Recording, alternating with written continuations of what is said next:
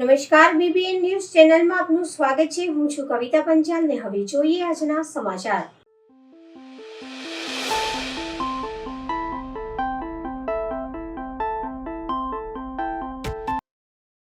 આગામી 27 જૂન ભગવાન જગન્નાથજીની રથયાત્રાને લઈ ઇસ્કોન મંદિર ખાતે પત્રકાર પરિષદ યોજાઈ. આગામી 27મી જૂને ભગવાન જગન્નાથજીની 44મી રથયાત્રા વડોદરા શહેરના રાજમાર્ગો પર નીકળનાર છે. 27 જૂને રેલવે સ્ટેશન ખાતેથી બપોરે 2:30 કલાકે ભગવાન જગન્નાથ, બલદેવ અને સુભદ્રાને રથ પર બિરાજમાન કરવામાં આવશે. સાથે મેયર પિંકીબેન સોનીના હસ્તે વહીદ વિધિ બાદ ભગવાન જગન્નાથજીની રથયાત્રા પ્રસ્થાન કરાશે. આ રથયાત્રા રેલવે સ્ટેશનથી નીકળશે, જેમાં મોટી સંખ્યામાં ભક્તો જોડાશે.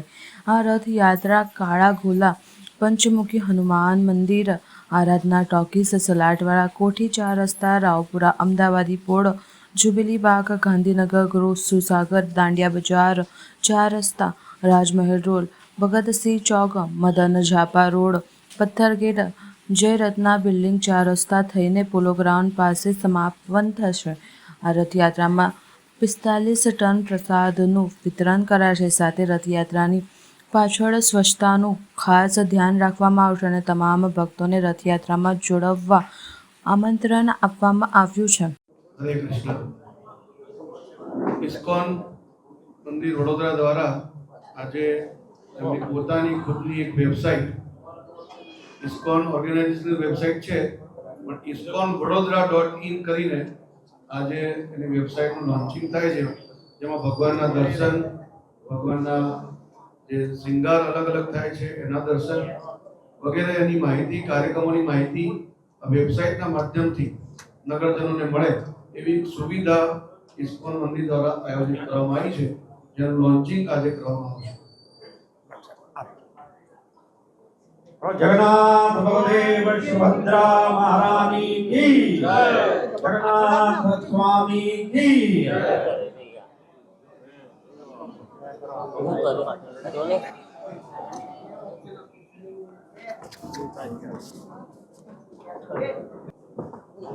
एक मिनट साहब आराम से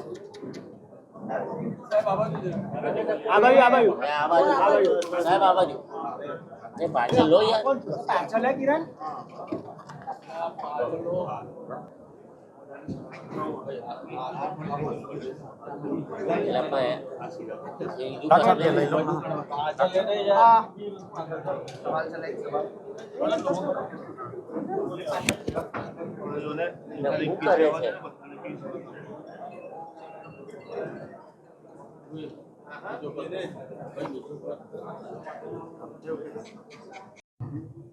લગભગ આવી 1000થી વધુ ઇસ્કોન મંદિર દ્વારા જગન્નાથ ભગવાનજીની રથયાત્રા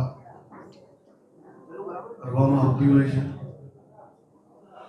વડોદરાની અંદર પણ દિનાંક 27 જૂન 2025 શુક્રવાર અષાઢ સુદ બીજના દિવસે ભગવાન જગન્નાથજીની રથયાત્રા નીકળવાની છે. એનું ભવ્ય આયોજન મંદિરે પૂર્ણ કરેલ છે. આજે આપણને સૌને એની સંપૂર્ણ વિગતવાર માહિતી પણ આપવામાં આવવાની છે.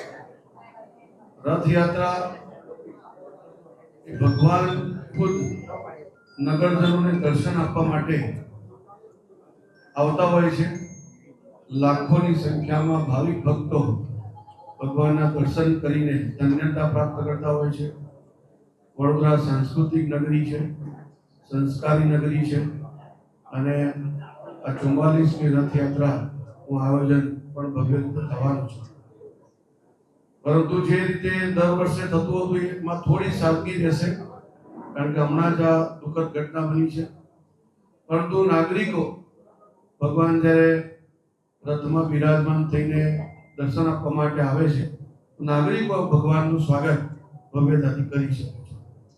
સાથે સાથે લગભગ 45,000 કિલો શીરાનો પ્રસાદ જે ચોખ્ખા ઘીમાંથી બનાવવામાં આવે છે એ પણ સૌ ભક્તોને આ રથયાત્રા દરમિયાન પ્રસાદ આપવામાં આવશે.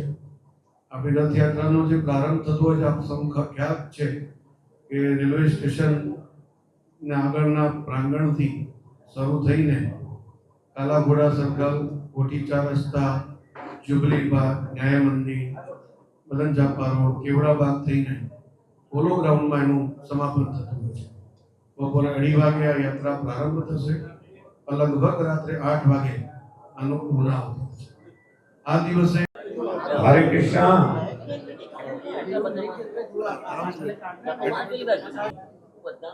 रथ यात्रा के पूर्व पावन पर्व पर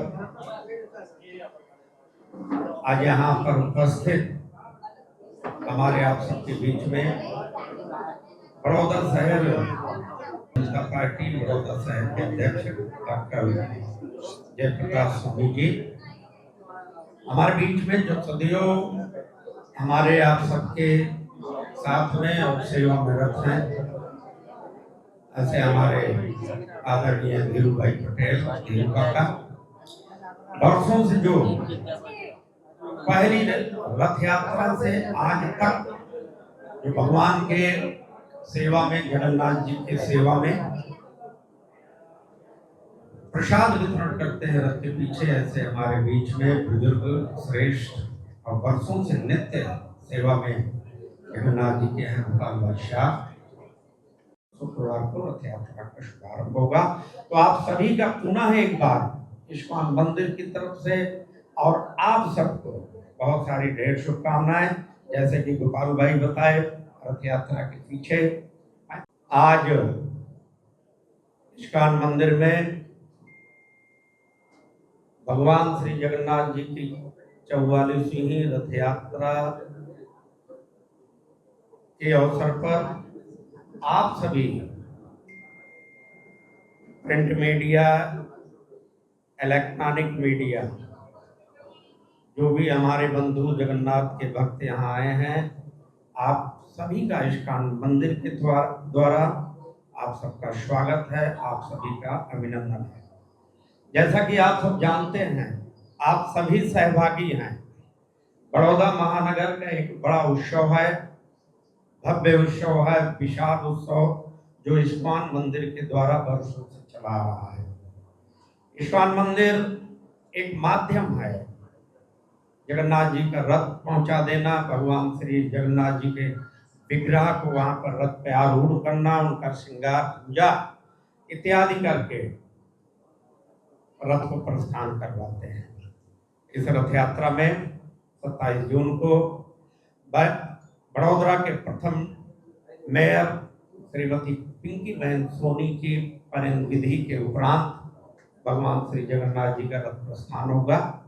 ये परंपरा रही है हमारे बड़ौदा की, जो भी उस समय के जो मेयर हुए हैं उनका सौभाग्य रहा है, उनका भगवान की कृपा रही है कि एक बड़ा अवसर प्राप्त होता रहा है। उसके उपरांत रथ यात्रा कालाघोड़ा से संतराम मंदिर, कोठी 4 रास्ता, रावपुरा मेन रोड, गांधीनगर गृह, सूरसागर, डांडिया बाजार फायर ब्रिगेड, खंडेराव 4 रास्ता, राजमहल मेन रोड, भगत सिंह चौक, पत्थर गेट, मदन झापा बिल्डिंग होते हुए Baroda high school polo ground में समापन होगा। देखें, मैं बहुत भाव से, बड़े विनम्रता से आप सबसे निवेदन कर रहे हैं, जगन्नाथ जी के प्रचार का माध्यम आप ही सब हैं और आप ही सब के द्वारा सदियों हमने एक किसी प्रकार की और कोई प्रचार सामग्री हमारे पास आई नहीं, क्योंकि ये रथ यात्रा आपकी है, हम आप सभी का दायित्व है, हम आप सभी का कर्तव्य है और हमारी आप सबकी एक निष्ठा भी है। तो हम सबको भगवान श्री जगन्नाथ जी की सेवा में है।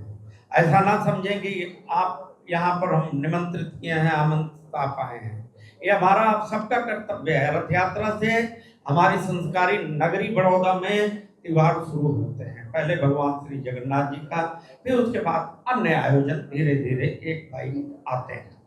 तो रथ यात्रा में प्रशासन की तरफ से, पुलिस की तरफ से सारी व्यवस्था चुस्त और दुरुस्त है। कॉरपोरेशन की तरफ से जो उनका दायित्व वो निर्वाह कर रहे हैं, बाकी जिनका जो दायित्व है प्रशासनिक, वो सारी व्यवस्था हो चुकी है। आप आप सभी से अवगत हैं। रही बात चूंकि 12 जून को जो अहमदाबाद में दुखद घटना हुई उससे हम सब व्यथित हैं। तो रथ यात्रा हम सादगी रूप से निकालेंगे, लेकिन बड़ौदा के नागरिक भक्त संस्कारी नगरी उनके लिए कोई बाध्यता नहीं है। भगवान की सेवा करें, भगवान को अच्छी तरह से जैसे करते आए हैं वैसे उसी अनुरूप भगवान की सेवा करें, उनका स्वागत करें, क्योंकि भगवान नगरचर्या के लिए निकल रहे हैं। 11 जून को भगवान का पटबंध हुआ था। 27 जून आषाढ़ी बीज के दिन परसों शुक्रवार को सुबह भगवान के दर्शन होंगे। फिर दोपहर में उनका राजभोग इत्यादि आरती होगी। फिर विग्रह 1 बजे यहाँ मंदिर से जाएंगे। इस्कॉन मंदिर के द्वारा प्रत्येक वर्षों की बात इस वर्ष भी भगवान श्री जगन्नाथ जी की रथ यात्रा की 44वीं रथ यात्रा की लगभग तैयारियां हो चुकी हैं। प्रशासन की तरफ से, कॉरपोरेशन की तरफ से रथ यात्रा संबंधित जो भी उसमें संलग्न हैं उनकी तरफ से भी तैयारी पूरी हो गई है। प्रशासन चुस्त और दुरुस्त है। 44वीं रथ यात्रा 27 जून को बड़ौदा रेलवे स्टेशन से 2:30 बजे शुभारंभ होगा। काला घोड़ा, संतराम मंदिर, कोठी 4 रास्ता, रावपुरा मेन रोड, गांधीनगर गृह, शूरसागर, फायर ब्रिगेड, डांडिया बाजार 4 रास्ता, खंडेराव मेन रोड 4 रास्ता, फिर राजमहल मेन रोड भगत सिंह चौक होते हुए Patthar gate, Jayratna building, Baroda high school पे समापन होगा। रथ यात्रा के दरमियान 45 टन इस्कॉन मंदिर के द्वारा सिरा का आयोजन किया जा रहा है जो रथ के पीछे होगा। और शाम की सभी भक्तों के लिए 5:30 बजे से मंदिर में बृहद जगन्नाथ जी का प्रसाद भात भंडारे का आयोजन किया जा रहा है।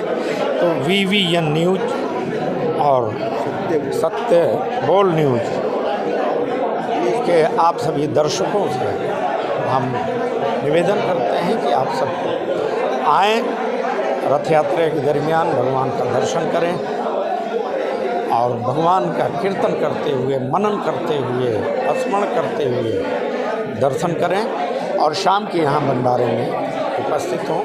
पुनः आप सबको, सभी को, आपके दर्शकों को हम शुभकामनाएं देना चाहते हैं इस्कॉन मंदिर की तरफ से कि सब समृद्धशाली हों, अच्छी बारिश हो, सुखमय जीवन व्यतीत करें, परिवार को साथ में लेकर चलें, राज्य और राष्ट्र की उन्नति के लिए सदैव सशक्त रहें और अपने परिवार को प्रसन्न रखें। भगवान का नाम जप और कीर्तन करते हैं। पुनः एक बार आपको इस्कॉन मंदिर की तरफ से 44वीं रथ यात्रा के इस पर्व पे आप सभी को और आपके दर्शकों को इस्कॉन मंदिर की तरफ से हार्दिक અંકોડિયા ગ્રામ પંચાયતની સરપંચ સહિત આખી પેનલનો વિજય. વડોદરા જિલ્લા અંકોડિયા ગામના મયુરીબેન ઉપલેશભાઈ પટેલનો વિજય. 10 વર્ષના વિકાસ કામો, લોકો વિશ્વાસ બરકરાર રાખ્યો અને સરપંચ સહિત આખી પેનલ જીતી ગઈ. ગામના વિકાસના કામો અને ગામ રોડ, રસ્તા, પાણી લાઈન કામો, તળાવ બ્યુટિફિકેશન જેવા 10 વર્ષના વિકાસના કામોએ સરપંચ સહિત આખી પેનલ વિજય થયો હતો. સૌ પ્રથમ તો હું સર્વ અંકોડિયા ગ્રામજનોને મારા ખૂબ ખૂબ અભિનંદન.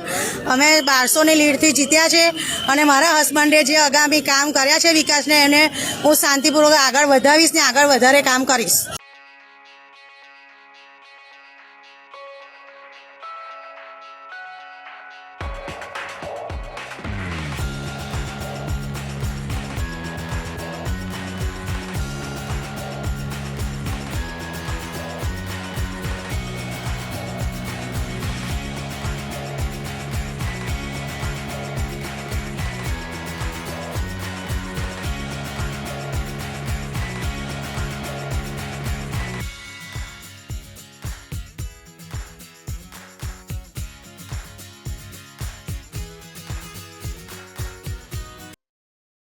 વડોદરા જિલ્લામાં સમતમપુરા ગ્રામ પંચાયત પથેશ શાહ સરપંચ 197 વોર્ડ વિજય થતા કાર્યકર્તાનો ભારે ઉત્સાહ. વડોદરા જિલ્લામાં આવેલ સમતમપુરા ગામ પ્રથમવાર ઉમેદવાર નોંધાવનાર સરપંચ ઉમેદવાર પ્રથમેશ શાહ સરપંચ 197 વોટ લીડ વિજય થતાં તેમણે ગામના વિકાસ અને ગામ આધુનિક ટેકનોલોજીથી ગામ કરવાની વાત કરી અને દરેક મતદાતાનો આભાર વ્યક્ત કર્યો અને વારંવાર આવનારા દિવસોમાં ગામ મુખ્ય મુદ્દા ઉપર કામ કરીશ તેવું જણાવ્યું હતું. શહેરમાં અવિરત પડી રહેલ વરસાદે વિશ્વામિત્રી નદીને જીવંત કરી. મ્યુનિસિપલ કમિશનરે વિઝિટ કરી. શહેરમાં સવારથી ધીમી ધારે અવિરત વરસાદ શરૂ છે અને વિશ્વામિત્રીમાં પાણીની આવક થવા પામી છે. વિશ્વામિત્રી બે કાંઠે વહેતી થતાં 10 ફૂટના લેવલ વધી રહી છે. ત્યારે કાલાઘોડા બ્રિજ પાસે મ્યુનિસિપલ કમિશનર અરુણ મહેશ બાબુએ પહોંચી વિશ્વામિત્રી નદીનું નિરીક્ષણ કર્યું હતું. સાથે આજવા સરોવર અને પાવાગઢ તરફના વરસાદનું પણ નિરીક્ષણ કરવામાં આવી રહ્યું છે, જે અર્થે અધિકારીઓ ફિલ્ડ પર કાર્યરત છે. જો કે હાલમાં કોઈ ચિંતાનો વિષય નથી. જો કે કોઈ વિકટ સ્થિતિ સર્જાય તો પરિસ્થિતિ મુજબ કાર્યવાહી કામગીરી હાથ ધરવામાં આવશે.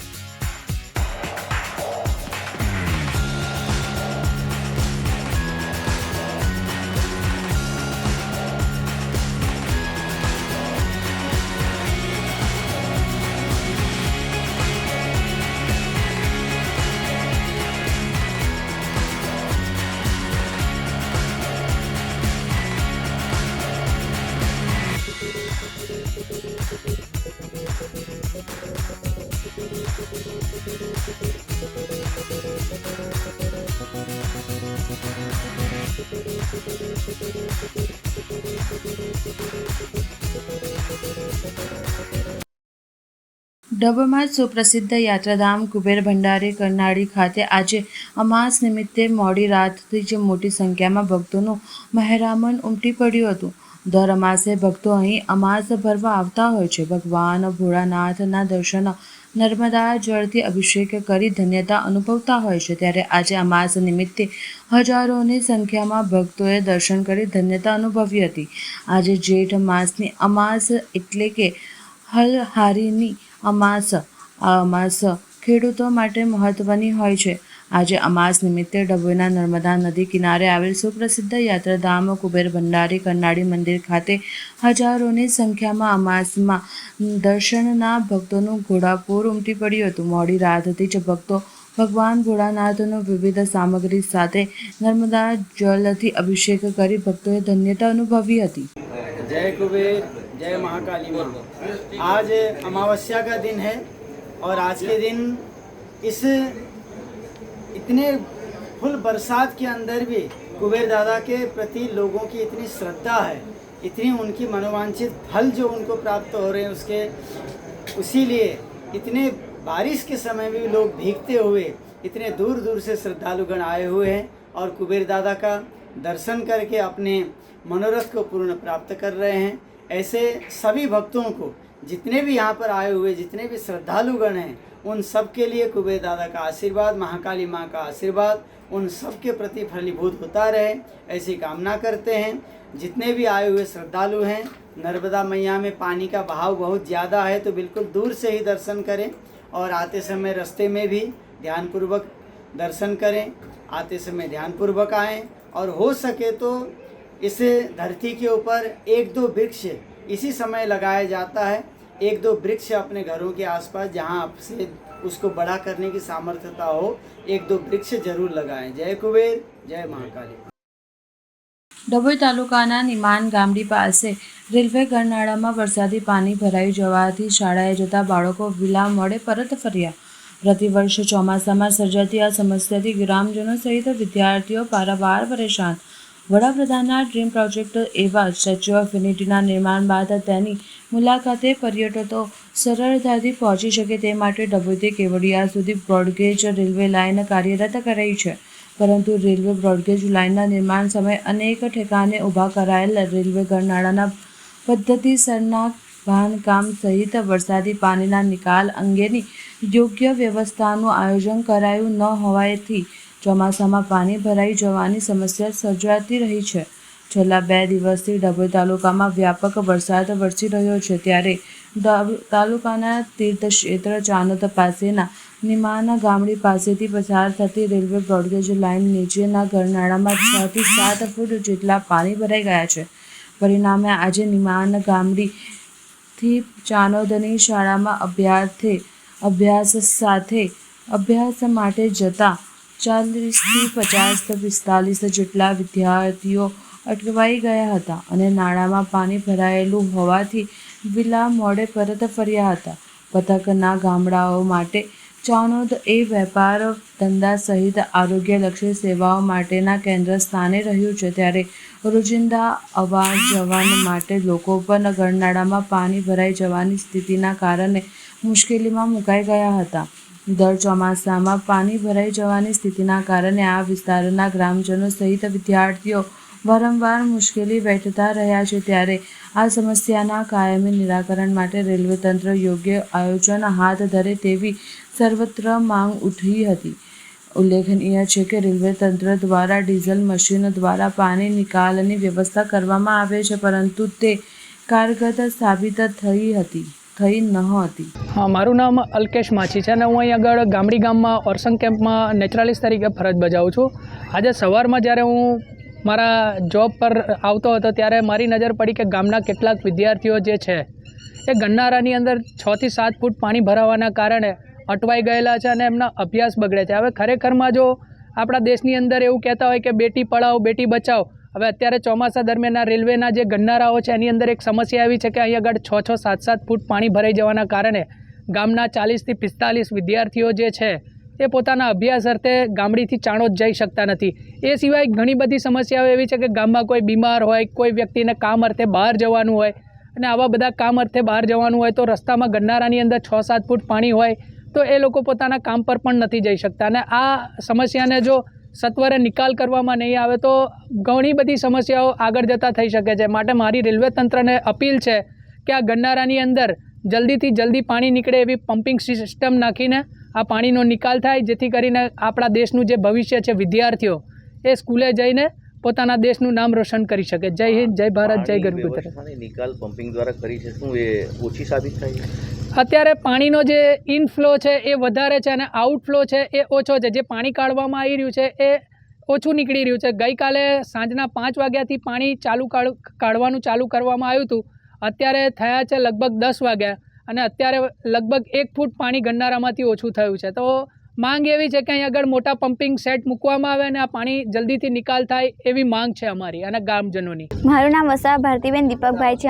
અમે ગામડી ગામના નિવાસી છે અને અમારા ગરનાળામાં પાણી ભરાઈ જવાથી અમારે સવારમાં સ્કૂલે જવા નીકળ્યા હતા.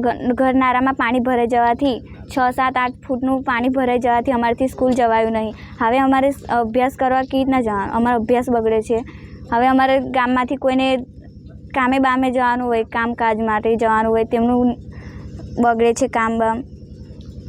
કેટલા છોકરાઓ તમે જાઓ? અમે 40-45 છોકરાઓ જઈએ છીએ. ક્યાં આગળ?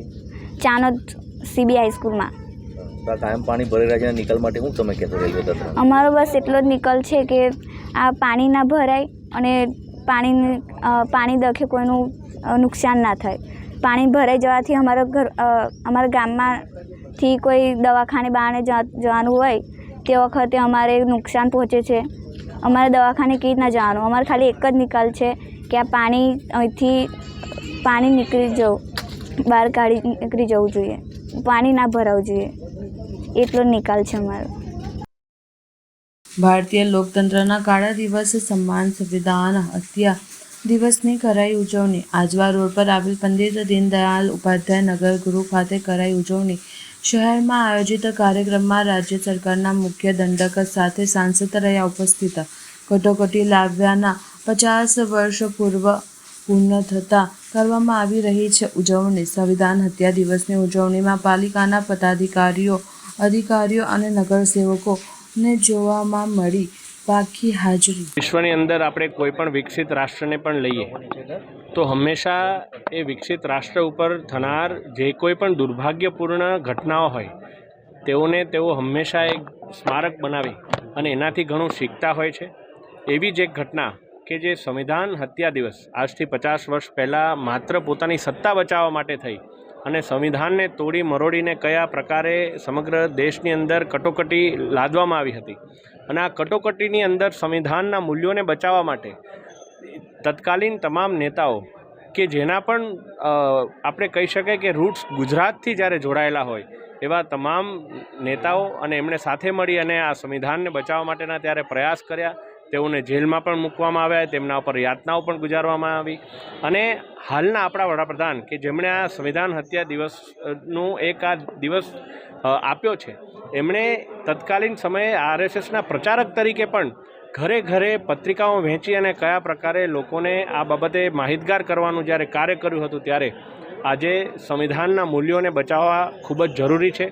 આજે વડોદરા મહાનગરપાલિકા દ્વારા તમામ યુવા મિત્રો, વિદ્યાર્થીઓ અને વડીલોની સમક્ષ આ ઘટનાને યાદ કરી અને સાથે સાથે કેમ વિકસિત ભારત માટે પણ સંવિધાનનું સંરક્ષણ મહત્ત્વપૂર્ણ છે એ બાબતની સમગ્ર મહાનુભાવે વાત મૂકી.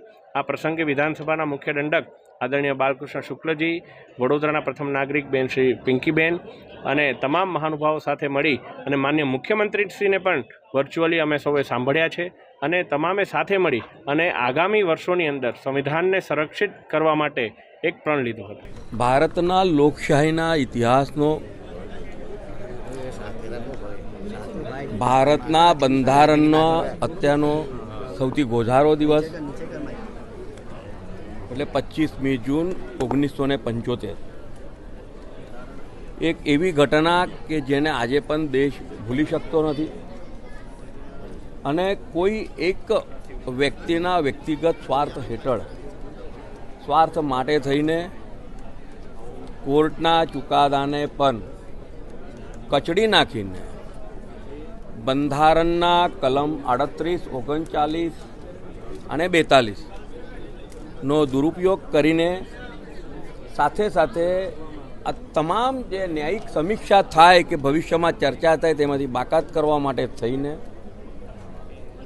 તત્કાલીન વડાપ્રધાન શ્રીમતી ઇન્દિરા ગાંધીજીએ અલ્હાબાદ કોર્ટે તેમને 6 વર્ષ માટે ચૂંટણી લડવામાંથી બાકાત કર્યા પછી પણ બંધારણના કલમ 352નો દુરુપયોગ કરીને દેશમાં જ્યારે કટોકટી લાદી ત્યારે સતત 21 મહિના સુધી લોકશાહીની હત્યા થયા બાદ લાખોની સંખ્યામાં નાગરિકો જેલમાં ગયા, તમામ રાજકીય પાર્ટીના બધા જ નેતાઓ જેલમાં ગયા અને લોકશાહીની ચોથી જાગીર એટલે કે મીડિયા, તેના અવાજને પણ કચડી નાખવામાં આવ્યું. કારણ કે બંધારણ દ્વારા મીડિયાને પણ એક અલગ અધિકાર આપવામાં આવ્યો છે. તેના વિચારોની અભિવ્યક્તિ કરવા માટેનો અધિકાર છે. તે અધિકારને કચડી નાખીને અને જ્યારે આપણે વિશ્વમાં એવું કહેતા હોઈએ કે ભારત દેશ એ વિશ્વની સૌથી મોટી લોકશાહી છે, ત્યારે એ લોકશાહીની આવી હત્યા થાય અને તેને જ્યારે 50 વર્ષ પૂર્ણ થતા હોય ત્યારે આજે આખા દેશભરમાં આ પ્રકારના કાર્યક્રમોનું આયોજન કરવામાં આવ્યું છે. વડોદરા મહાનગરપાલિકા દ્વારા આ કાર્યક્રમમાં આજે આપે જોયું કે ખૂબ વિશાળ સંખ્યામાં બાળકો પણ આવ્યા હતા. જે બાળકો આવતીકાલનું ભારત દેશનું ભવિષ્ય છે તેમને પણ આ વિષય ધ્યાનમાં આવે તે માટે થઈને આ આયોજનમાં ઉપસ્થિત વડોદરાના સાંસદ ડૉક્ટર હેમાંગભાઈ, મેયર શ્રીમતી પિંકીબેન અને વડોદરાના કાયદા તજ્ઞ શ્રી તુષારભાઈના દ્વારા જ્યારે આખી વાત મૂકવામાં આવી ત્યારે આપણે બધા અને ખાસ કરીને આપ મીડિયાના તમામ પ્રતિનિધિશ્રીઓ અને મીડિયાના માધ્યમથી તમામ જનતાને હું આજના દિવસ જે સૌથી ગોઝારો દિવસ છે તેને યાદ કરીને ભવિષ્યમાં આવી કોઈ ઘટના ન થાય તે માટે આપણે બધા કટિબદ્ધ થઈએ એ જ પ્રાર્થના. મળીશું આ સમયે આ ચેનલ પર. ત્યાં સુધી સમગ્ર BBN ન્યૂઝ ચેનલની ટીમને રજા આપશો. નમસ્કાર.